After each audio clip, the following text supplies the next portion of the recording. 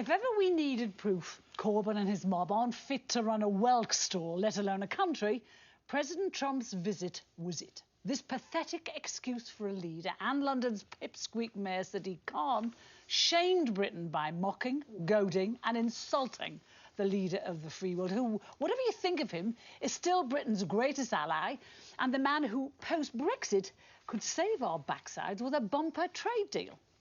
Corbyn childishly refused to attend a state banquet and then whipped up an angry lynch mob, some of whom called Trump supporters Nazis, while Khan compared the president to the fascist leaders of the 30s and 40s who destroyed Europe. Thank God for the Queen, who understands state visits are about the mutual interests of both countries and treated Trump and his family with courtesy and grace. This visit was supposed to be about commemorating D-Day, honouring the men and women from here and the US who 75 years ago stood shoulder to shoulder, ready to sacrifice their lives for our liberty. Yet left-wing politicians were determined to make it all about them. Shame on the lot of them.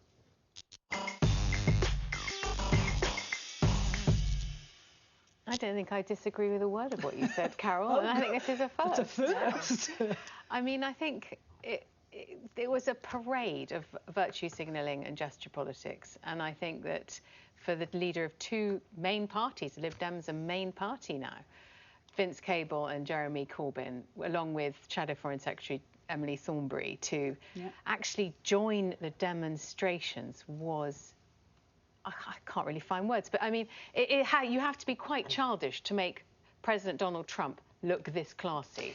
You know what, in my mind, I've been reading all this stuff about D-Day. We've seen these amazing pictures today, and all the vets out there. And then I see the faces twisted with hate of those supporters. And really also the way they treated, I mean, I think the Trump supporters in the crowd, some of them were actually attacked and milkshaked. Again, I mean, just give this a rest.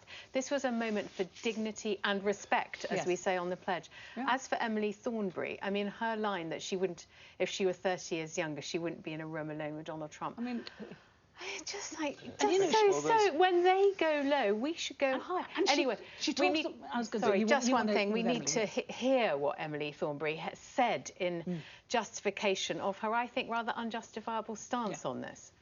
This is not anti-Americanism. This is actually pro-Americanism. I am a great lover of America, and I agree with them, and I'm a friend of them because of their values of democracy and equality and internationalism and working with our friends. You know, and when you have a close friend who is going the wrong way, who is led by a man like this, who is undermining the very essence of the great things about America, then it should be called out. I just think it didn't reflect badly on Donald Trump. It reflected badly on them. Because there's a danger of us all being in violent agreement. Let me just take this a different way, because I think you're mostly right, but not wholly right. And let's just reflect on what Jeremy Corbyn said at that demonstration. So I say to our visitors that have arrived this week, think on, please, about a world that is one of peace and disarmament, is one of recognising the values of all people, is a world that defeats racism, defeats misogyny, defeats the religious hatreds that are being fuelled by the far right in politics, in Britain, in Europe and the United States. Now, what was incredibly embarrassing for Mr. Corbyn was it subsequently learned that he had sought but did not gain a meeting with Donald Trump. This is what I would say. If Labour politicians or anybody else do not want to attend a meeting with Donald Trump, they have the right so to do. That is the country in which we live, and they can have their protest. What I think is unprecedented, and also for me unforgivable, is you have someone who, if election was to go this way, he would actually be the leader of the country, and he's attending a rally and speaking in that way, and I think it is unpardonable, because it is the Queen, it is the monarch who invited Jeremy Corbyn and then Emily Thornberry to the banquet. So by not going, you're actually snubbing the monarch, you're snubbing the Queen, you're not... And this is a man, just finally, Carole, this is a man who apparently can't sit down with Donald Trump, but we know can sit down with the IRA, Hezbollah, Hamas, and has a trouble when Chukwu Amuna comes into the room. Go figure. And you know, what Corbyn just said there, he was talking about the values, our values of peace, values of, you know, and he's talking about racism, misogyny. He needs to look to his own party. I think, again, in danger of all of us being in violent agreement, I need to just put out a case from a perspective that I think the people protesting, at least, not only had a right to, but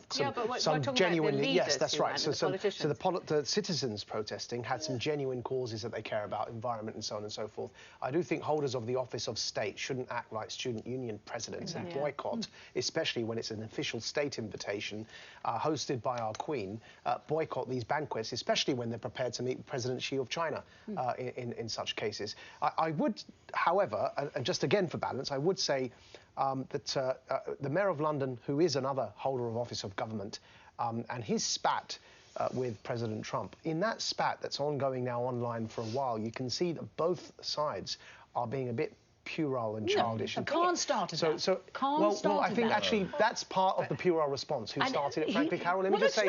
Hold on, wait. I just want to respond to your introduction, because you called him a pipsqueak in your introduction, and that's the kind of language Trump uses as well. That Khan, of course, with a blimp, it's just all become childish. He's not a pipsqueak, and he's not a buffoon. Let's try and elevate the level of conversation, when you surely. compare a democratically elected president to the... Carole, you're wrong. Because that's but that was a reasoned debate in The Observer. He wrote a piece and it used grown-up language. Who did? Sorry. Khan. Mayor Khan. I'm not a fan of his, but I support it because it was... I don't agree with it, but it was a reasoned and rational argument. And that was responded to by Trump going after him because of his height and calling him a loser. We don't play like that.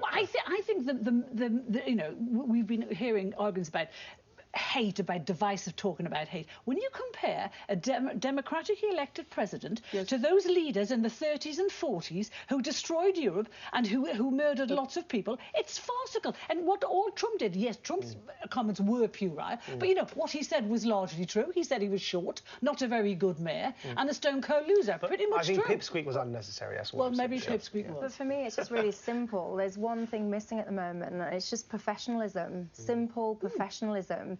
And I find what's going on in politics I find it embarrassing. And I want politicians to be better. There's not me and my mate arguing in a pub over something. These are professional people that have been appointed to represent, and it doesn't matter whether you like someone, dislike somebody. That should be irrelevant. You should be able to disagree professionally. And to your point about the protesters that we saw, I thought that was absolutely, or whosever point it was, when I was watching people, we're throwing around insults like Nazi, because I disagree with you, you're a Nazi. We all need to calm down, be professional, and just behave ourselves. I think, President Trump is used to being insulted, he's used to protest. What's happened in this country over the past 3 or 4 days would play well for him in America, because all the state and the pomp and the circumstances will be there. On the boycott thing, keep in mind something. What will not play well is what we have done. We're supposed to be the host. Here's a consequence of it. On the boycott thing, we may well have another Prime Minister very soon in the name of Boris Johnson. And how would we feel because he's also similarly by certain quarters viewed in certain ways, and if he visited another country, we would want him to be respected as the Prime Minister of this country. How would we feel if other countries then started saying, those who are a bit more left-wing than us, this guy made certain comments about letterboxes and face veils, and therefore we're just going to boycott that state visit, and or fly balloons of him. Exactly, and that's the problem. It's we're lowering the tone of the debate. And that was pure of Khan to actually allow that flying blimp over London. But if we come back to Jeremy Corbyn, Rachel, Corbyn is only doing what we know Corbyn has done, isn't that right? What we see in that speech is what we've always seen from him. It's the idea that he would address the rally that's so upsetting to you. Is that right? The fact that he was there, and I think that there is a tradition which dates back from ancient Greece, where a guest, if you are a guest and you arrive in somebody's home or in their country, you give them, you are generous, you are courteous, you give them I knew your dad was old. I didn't know he was around in the days of ancient Greece. But it was just disrespectful. Again, Trump was coming as a guest of the Queen. Can I just say, it was just bad manners. You say Corbyn's done what he's always done, but he's now aspiring to be the leader of this country. So he can't do what he's always done. He's got to be a leader now.